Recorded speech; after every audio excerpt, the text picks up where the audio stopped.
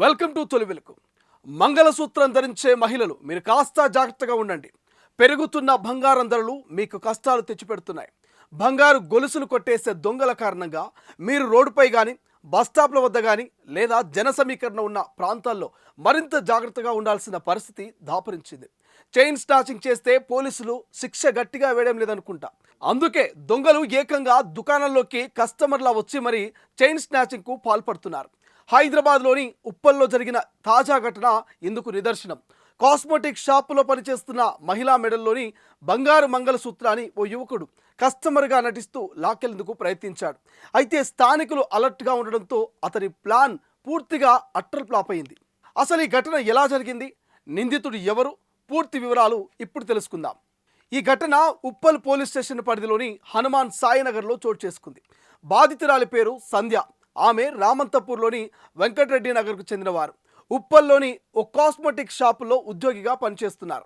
గురువారం మధ్యాహ్నం సుమారు 12:50 సమయంలో ఒక యువకుడు కస్టమర్ల షాప్లోకి వచ్చాడు.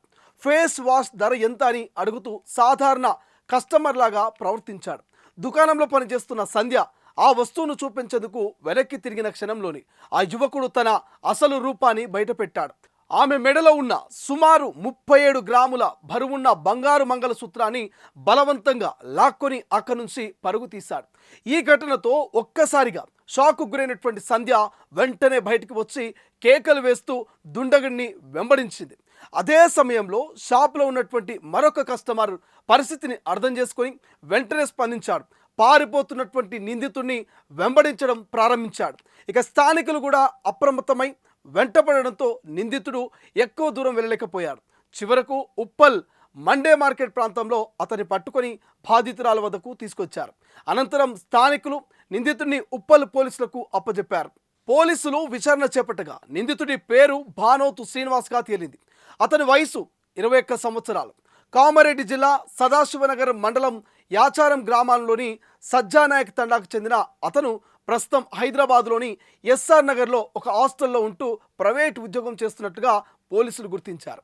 నిందితుడి వద్ద నుంచి దొంగిలించినటువంటి బంగారు మంగళసూత్రాన్ని పోలీసులు స్వాధీనం చేసుకున్నారు. కేసు నమోదు చేసిన పోలీసులు నిందితుడిని కోర్టులో హాజరుపరిచి రిమాండ్కు తరలించారు. ఈ మొత్తం ఘటన షాప్లో ఉన్నటువంటి సీసీటీవీ కెమెరాలో రికార్డు కావడంతో దర్యాప్తుకు కీలక ఆధారాలు లభించాయి. ఈ ఘటన ఒక ముఖ్యమైనటువంటి విషయాన్ని గుర్తు చేస్తుంది. ఇప్పటి వరకు చైన్ స్నాచింగ్ అంటే రోడ్లపై లేదా నిర్మానుష్య ప్రాంతాల్లో జరిగే నేరంగా భావించేవారు. కానీ ఇప్పుడు నేరస్తులు కొత్త మార్గాల్ని ఎంచుకుంటున్నారు. దుకాణాల్లో, షాపింగ్ సమయంలో లేదా జనసంచారం ఉన్న ప్రదేశాల్లో కూడా మహిళలు అప్రమత్తంగా ఉండాల్సిన అవసరం ఉందని ఈ సంఘటన స్పష్టం చేస్తుంది. అలాగే స్థానికులు, కస్టమర్లు వెంటనే స్పందించకపోయి ఉంటే నిందితుడు తప్పించుకునే అవకాశం ఉండేది. మహిళల్లారా, రోజులు మారాయి. బంగారం మరింత బంగారం అయిపోయింది. దొంగనా కొడుకులు పెరిగిపోయారు. మీ మెడలో బంగారం జాగ్రత్త, మీరు అంతకంటే జాగ్రత్త. నగలు వేసుకోవడమే మానేశారు చాలామంది మహిళలు. కానీ బరితెగించిన దరిద్రపు డ్రగ్ అడక్ట్ పోరగాల కారణంగా కనీసం మంగళసూత్రం కూడా మనస్ఫూర్తిగా వేసుకోలేని పరిస్థితి వచ్చిందంటే అవుననే అనిపిస్తోంది. ఈ ఘటనపై మీ అభిప్రాయం ఏంటి? ఇలాంటి నేరాలను అరికట్టడానికి ఇంకేం చర్యలు తీసుకుంటే బాగుంటాయి? రైట్ నౌ కామెంట్ చేయండి, లైక్ చేయండి, మా ఛానల్ని సబ్స్క్రైబ్ చేసుకోండి.